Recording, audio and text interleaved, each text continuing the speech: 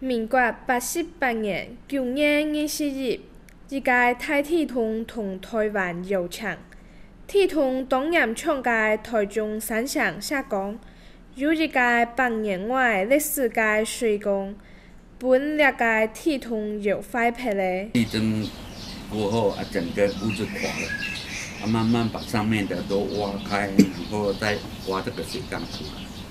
刘家伙房以前用嘅大水缸，到921大铁通本铁通又坏撇，铁通了后，刘家伙房决定同坏撇嘅大水缸吊起来，代表客家文化嘅重建。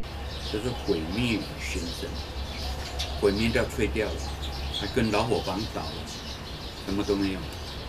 恢复回来又跟原来是一样，当然不可能是100%。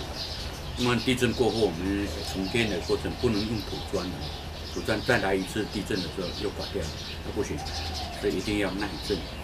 这届水缸是刘家主公留下来嘅生活记录。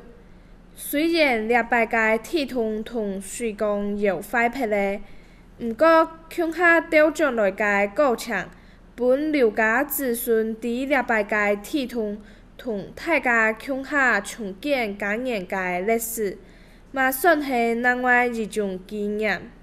这个水缸也是同样的意义在，毁掉了嘛，我们希望是留下记录。水缸是石缸921大铁通同重建嘅精神代表，代表嘅意义是铁通了后嘅重生同希望。嘛是石缸托铁通重建过程中称好嘅精神代表。